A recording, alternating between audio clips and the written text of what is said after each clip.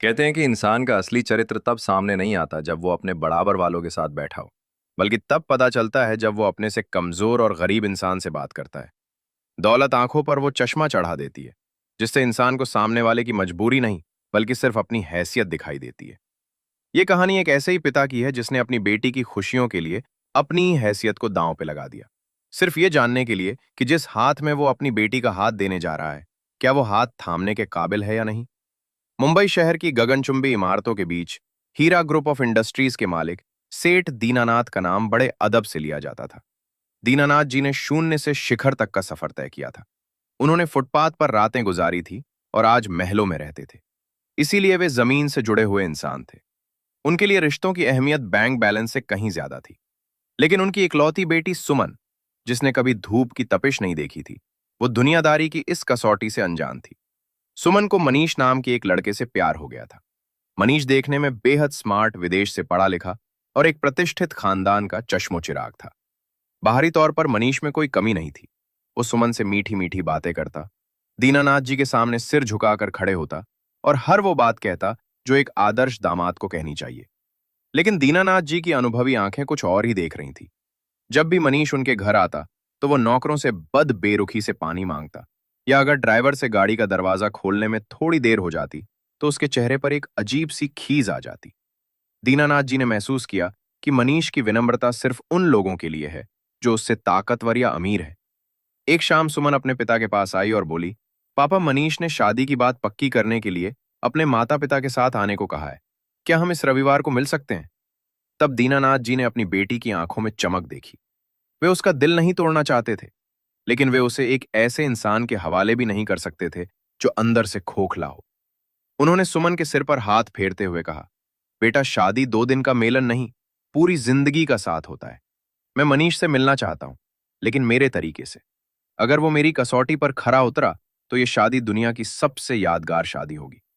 लेकिन अगर वो फेल हो गया तो तुम्हें मेरा फैसला मानना होगा। सुमन थोड़ी घबराई, लेकिन उसे मनीष पर पूरा भरोसा था।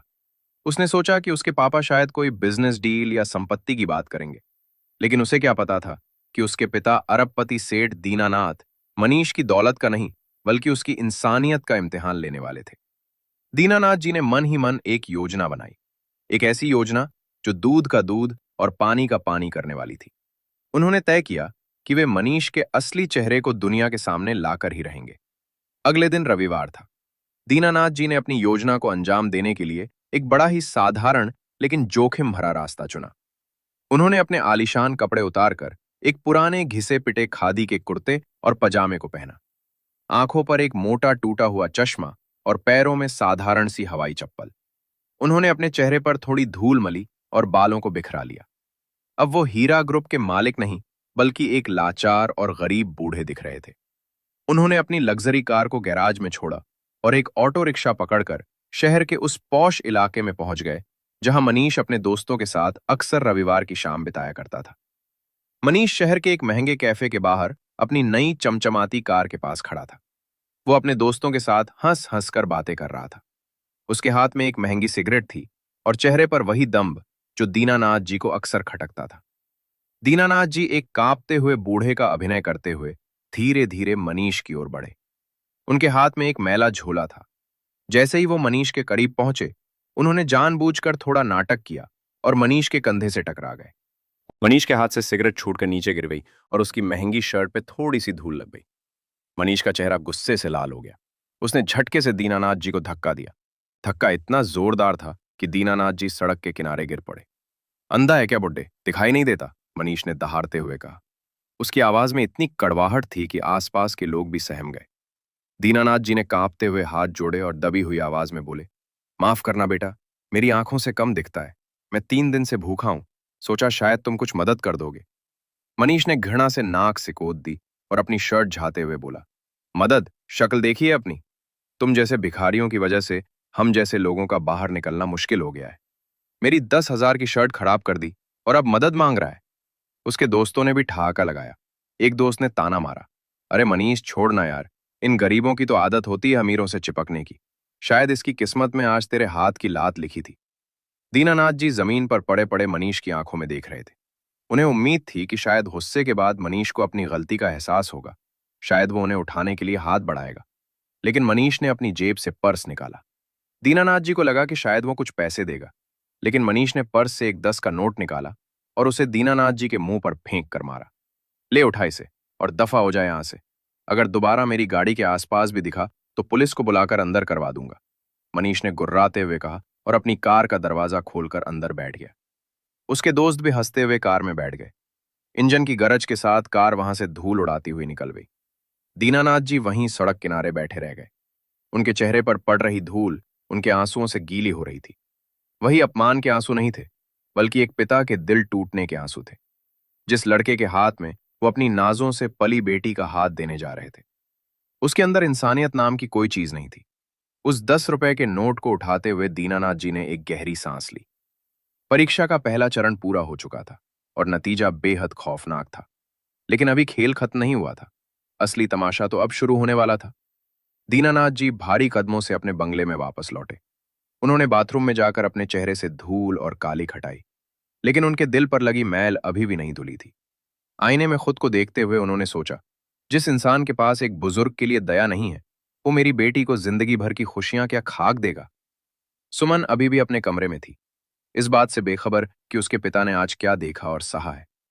दीनानाथ जी ने फैसला कर लिया कि अब चुप रहने का वक्त नहीं है, लेकिन वे चोर को रंगे हाथों पकड़ना चाहते थे। अगली सुबह मनीष अपने माता पिता के साथ हीरा मेंशन पहुंचा। आज उसका रूप एकदम बदला हुआ था। वही लड़का जो कल सड़क पर एक लाचार बूढ़े को गालियां दे रहा था, आज दीनानाथ जी के सामने हाथ जोड़कर सिर झुकाए खड़ा था। उसने आते ही दीनानाथ जी के पैर छुए और बड़ी विनम्रता से बोला, अंकल जी, आपका आशीर्वाद मिल जाए तो मेरा जीवन सफल हो जाएगा। दीनानाथ जी ने उसके सिर पर हाथ रखा, लेकिन उनकी आंखों में एक अजीब सी सख्ती थी। वे सोच रहे थे, ये वही हाथ हैं जिन्होंने कल मुझे धक्का दिया था। आज ये हाथ मेरे पैर छू रहे हैं, सिर्फ इसलिए क्योंकि मैं अमीर हूं।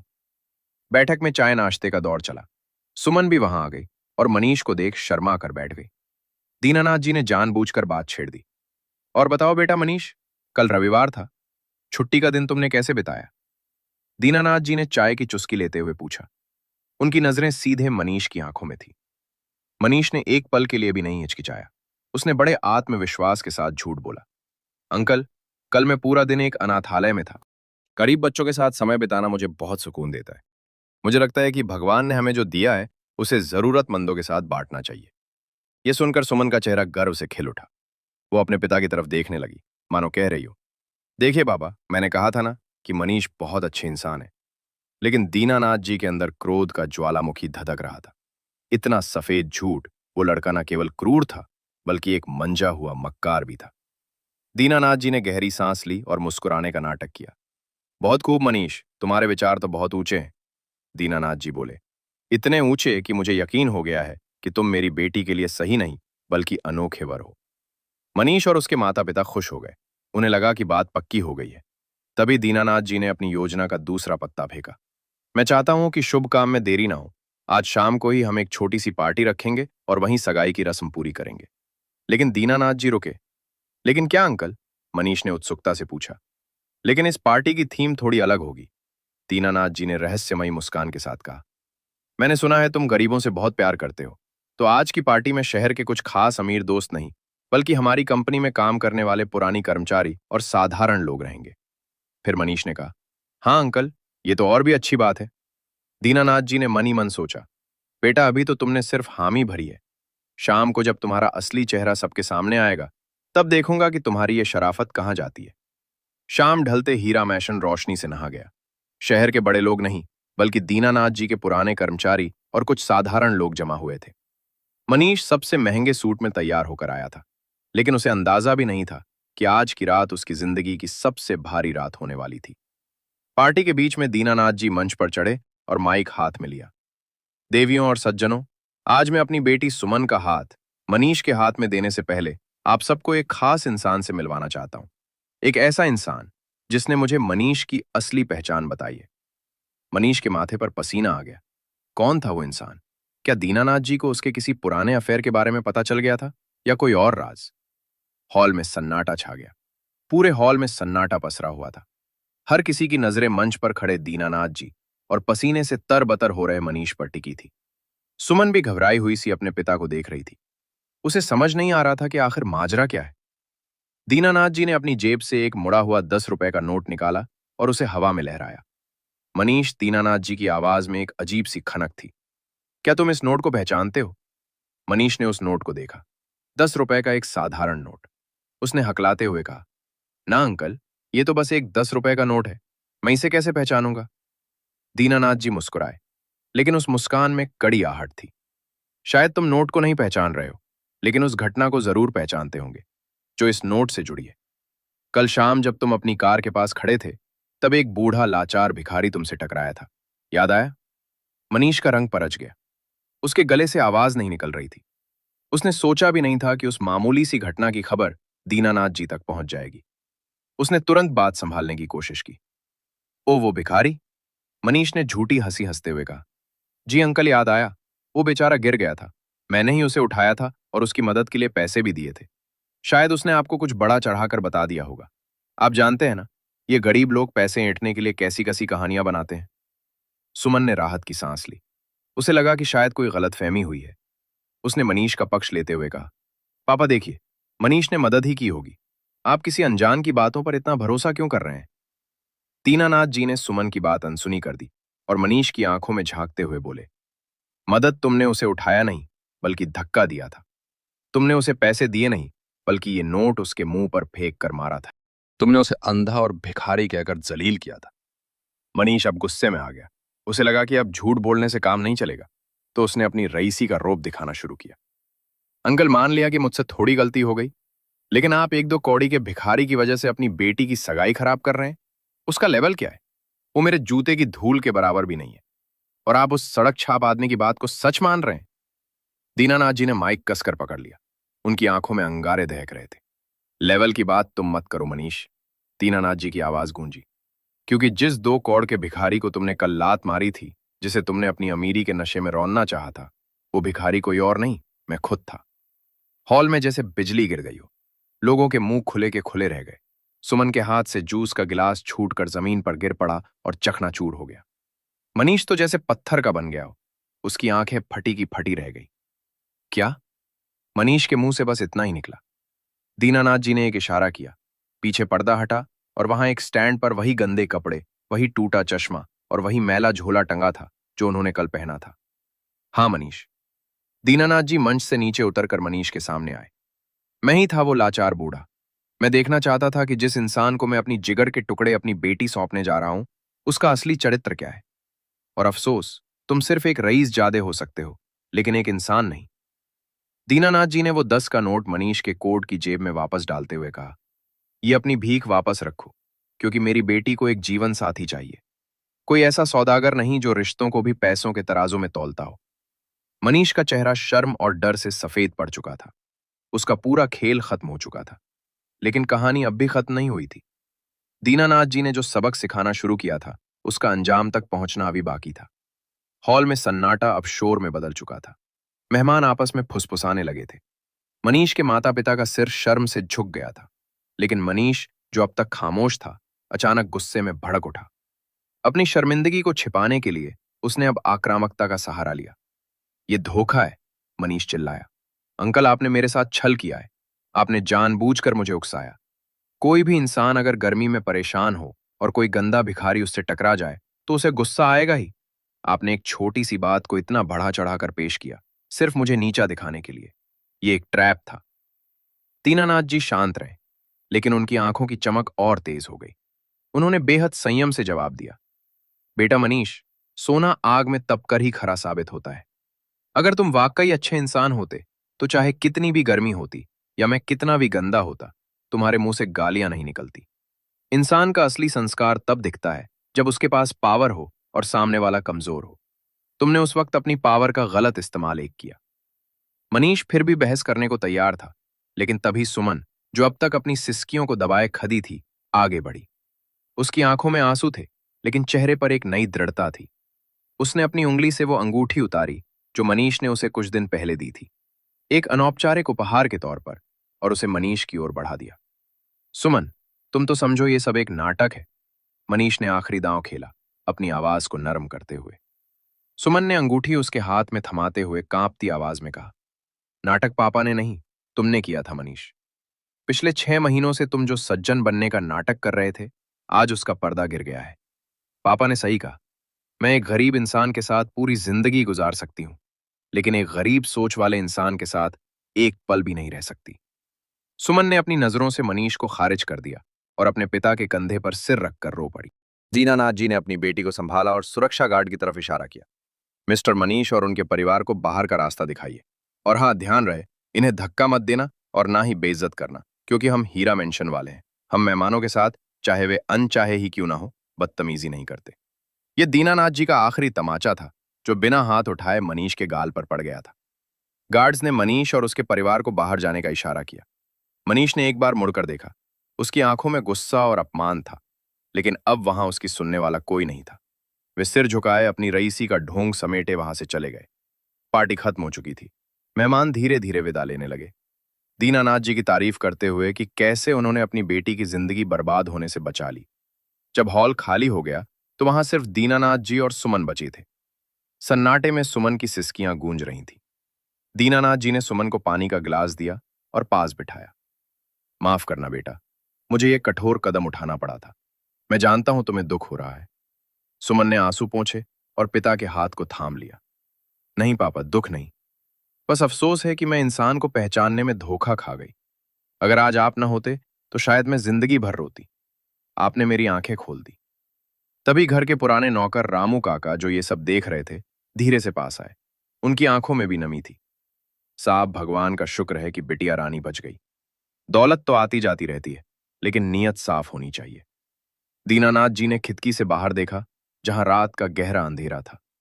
हाँ रामू, लेकिन कहानी अभी अधूरी है।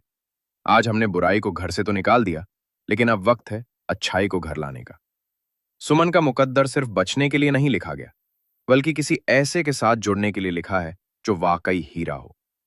दीनानाथ जी के मन में एक नया विचार जन्म ले रहा था। नियति ने एक दरवाजा बंद किया था, लेकिन शायद दूसरा दरवाजा खुलने वाला था।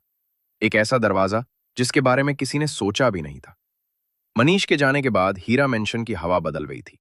सुमन ने खुद को संभाल लिया था, लेकिन उसके मन में एक खालीपन आ गया था। उसे लगने लगा था कि दुनिया में अच्छे लोग शायद सिर्फ कहानियों में होते हैं। दीनानाथ जी अपनी बेटी की इस खामोशी को पोंछ रहे थे। वे जानते थे कि घाव भरने के लिए सिर्फ मरहम नहीं, बल्कि उम्मीद की भी जरूरत होती है। करीब 1 महीने बाद एक सुहानी सुबह दीनानाथ जी ने सुमन से कहा, बेटा तैयार हो जाओ, आज हमें किसी खास जगह जाना है, एक अधूरी कहानी को पूरा करने। सुमन ने बिना सवाल किए हामी भर दी। उनकी लग्जरी कार शहर की चकाचौंध और ऊंची इमारतों को पीछे छोड़ाते हुए एक साधारण मध्यम वर्गीय बस्ती की तरफ मुड़ गई। सुमन हैरान थी कि उसके पिता उसे यहां क्यों लाए हैं। गाड़ी एक छोटे से गांव में अनाथालय के बाहर रुकी, जिसका नाम था सवेरा। हम यहां क्यों आए हैं पापा? सुमन ने उत्सुकता से पूछा। दीनानाथ जी ने उसकी आंखों में देखा और बोले, सुमन, उस दिन जब मैंने भिखारी का भेष बनाया था, तो मैंने तुम्हें सिर्फ कहानी का आधा हिस्सा सुनाया था। लेकिन उस दिन सिक्के का एक दूसरा पहलू भी था, जो मैंने अब तक छुपा कर रखा था। सुमन ध्यान से सुनने लगी। दीनानाथ जी ने अतीत को याद करते हुए बताना शुरू किया। उस दोपहर जब मनीष ने मुझे धक्का देकर गिरा दिया और अपनी कार लेकर चला गया, तो मैं तपती धूप में सर ढक किनारे पर पड़ा था। मेरे घुटने से खून बह रहा था और मन अपमान से भरा था। तभी एक नौजवान वहां रुका। वो किसी बड़ी कार में नहीं, बल्कि एक पुरानी स्कूटर पर था। उसने अपनी स्कूटर रोकी और दौड़कर मेरे पास आया। उसे ये नहीं पता था कि मैं कौन हूं। उसके लिए मैं सिर्फ एक गंदा लाचार बूढ़ा था। दीनानाथ जी की आंखों में चमक आ गई। उस लड़के ने मुझे सहारा देकर उठाया, अपनी पानी की बोतल से मेरा मुंह धोया और अपनी जेब से रुमाल निकाल के मेरे जख्म पे बांध दिया। मैंने उससे पूछा, बेटा मैं तो एक भिखारी हूं, मेरे पास तुम्हें देने के लिए दुआओं के सिवा कुछ नहीं है, फिर मेरी मदद क्यों कर रहे हो? तो जानते हो उसने क्या कहा? दीनानाथ जी ने मुस्कुराते हुए कहा, उसने कहा, बाबा, इंसानियत का रिश्ता नोटों का मोहताज नहीं होता। मेरा धर्म है गिरते को उठाना, चाहे वो राजा हो या रंक। अगर आज मेरे पिता आपकी जगह होते तो मैं यही उम्मीद करता कि कोई और बेटा उनकी मदद करे। सुमन की आंखों में भी नमी आ गई। वो उस अजनबी की नेकी महसूस कर सकती थी। फिर क्या हुआ पापा? फिर वो मुझे अपनी स्कूटर पर बिठाकर पास के क्लिनिक ले गया। उसने अपनी जेब से मेरे इलाज के पैसे दिए। बाद में मुझे पता चला कि वो पैसे उसने अपनी टूटी हुई गाड़ी ठीक कराने के लिए जो रखे थे। जब मैंने उसका नाम पूछा तो वो बस मुस्कुरा कर चला गया। मैंने अपने एडेप्टेशन से पता लगवाया, उसका नाम शेखर है। वो एक साधारण स्कूल टीचर है और शाम को यहाँ अनाथ बच्चों को मुफ्त पढ़ाता है। बात करते करते वे दोनों सवेरा के अंदर पहुंच गए। वहां का नजारा दिल छू लेने वाला था। बच्चे जमीन पर बैठकर पढ़ रहे थे और बीच में एक साधारण सा युवक सादे कुर्ते में बच्चों को गणित समझा रहा था। उसके चेहरे पर एक ऐसा तेज और सुकून था जो मनीष के महंगे फेशियल और ब्रांडेड कपड़े में कभी नहीं दिखा था। दीनानाथ जी ने इशारा किया, वही है शेखर। सुमन ने शेखर को देखा। वो बच्चों के साथ बच्चा बना हुआ था। उसकी हंसी में एक पवित्रता थी। सुमन को पहली बार महसूस हुआ कि हीरा चमकता हुआ पत्थर नहीं, बल्कि एक चमकता हुआ चरित्र होता है। उसके दिल से मनीष की याद का आखिरी कतरा भी मिट गया और उसकी जगह एक नई श्रद्धा ने ले ली। दीनानाथ जी आगे बढ़े और शेखर को आवाज दी, बेटा शेखर। शेखर ने मुड़कर देखा। उसने दीनानाथ जी को उनके असली अमीर रूप में नहीं पहचाना, क्योंकि उस दिन उन्होंने भिखारी का स्वांग रचा था। लेकिन आवाज उसे कुछ जानी पहचानी लगी। वो तुरंत खड़ा हुआ और विनम्रता से हाथ जोड़कर पूछा, जी सर, क्या मैं आपकी कोई मदद कर सकता हूं? दीनानाथ जी मुस्कुराए। उनकी आंखों में एक पिता का स्नेह था। मदद तो तुमने मेरी उस दिन ही कर दी थी, जब मैं सड़क पर लावारिस पड़ा था और दुनिया तमाशा देख रही थी।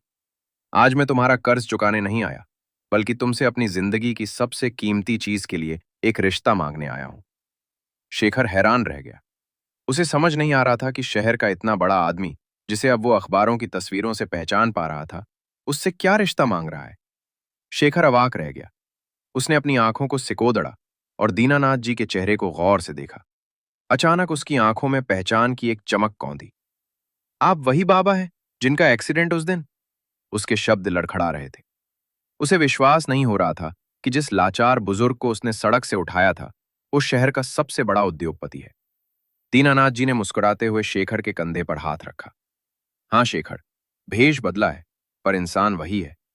उस दिन तुमने मेरी औकात देखकर नहीं, मेरी तकलीफ देखकर मदद की थी। आज की दुनिया में लोग रिश्तों में मुनाफा देखते हैं, लेकिन तुमने इंसानियत देखी। मेरी दौलत मेरी बेटी के लिए हर सुख सुविधा खरीद सकती है, लेकिन एक सच्चा और परवाह करने वाला जीवन साथी नहीं खरीद सकती। वो सिर्फ किस्मत से मिलता है, और मुझे लगता है कि मेरी बेटी की किस्मत मुझे यहां ले आई है। शेखर ने विनम्रता से सिर झुका लिया। सर, मैं एक साधारण सा मास्टर हूं। मेरी दुनिया इन बच्चों और किताबों तक सीमित है। सुमन जी महलों में पली बड़ी है।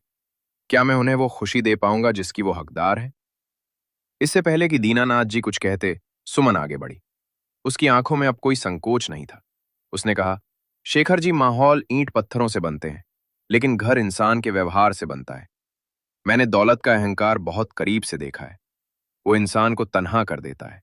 मुझे वो खुशियां नहीं चाहिए जो बाजार में मिलती हैं। मुझे वो सम्मान और साथ चाहिए जो मैंने आज आपकी आंखों में इन बच्चों के लिए देखा है। सुमन की सादगी और सच्चाई ने शेखर का दिल जीत लिया। अनाथालय के बच्चे, जो अब तक चुपचाप ये सब देख रहे थे, खुशी से तालियां बजाने लगे। उस छोटे से प्रांगण में एक नए रिश्ते की नींव रख दी, जो दहेज या रुतबे पर नहीं, बल्कि संस्कारों और विश्वास पर टिकी थी।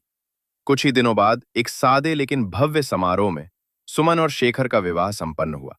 शहर के लोगों ने सोचा था कि हीरा ग्रुप की बेटी की शादी में सोने चांदी की बारिश होगी, लेकिन दीनानाथ जी ने शादी का पूरा खर्च शहर के अनाथालयों और वृद्धाश्रमों में दान कर दिया। ये शादी दिखावे की नहीं, बल्कि उदाहरण की थी। दूसरी तरफ मनीष को जब इस बात का पता चला तो उसे गहरा धक्का लगा। उसका अहंकार टूट चुका था। उसे समझ आ गया था कि उसने 10 रुपए के नोट के साथ साथ अपनी किस्मत भी ठुकरा दी थी। दौलत आज भी उसके पास थी, लेकिन समाज में उसकी इज्जत मिट चुकी थी। समय का पहिया अपनी गति से चलता रहा। शेखर और सुमन ने मिलकर दीनानाथ जी के व्यापार को नई ऊंचाइयों पर पहुंचाया, लेकिन उन्होंने अपनी जड़ नहीं छोड़ी।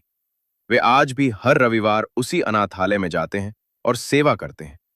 दीनानाथ जी अक्सर अपनी आराम कुर्सी पर बैठकर सोचते हैं कि उस एक फैसले ने कैसे सबकी तकदीर बदल दी। ये कहानी हमें सिखाती है कि इंसान की पहचान उसके कपड़े या बैंक बैलेंस से नहीं होती। असली अमीर वो जिसका दिल बड़ा हो। वक्त कभी भी करवट ले सकता है। जो आज राजा है वो कल रंक हो सकता है, और जो आज धूल में है कल वो सितारा बन सकता है। इसीलिए जब भी किसी लाचार या गरीब से मिलो तो याद रखना, शायद ईश्वर तुम्हारी परीक्षा ले रहा हो, क्योंकि अंत में हमारे साथ हमारी दौलत नहीं, हमारे कर्म जाते हैं। अगर ये कहानी आपके दिल तक पहुंची, इसे आगे बढ़ाइए। कमेंट में लिखिए, दिल अमीर होना जरूरी है, और कहानीवर्स चैनल को सब्सक्राइब करें, क्योंकि यहां हर कहानी आपको सोचने पर मजबूर कर देती है।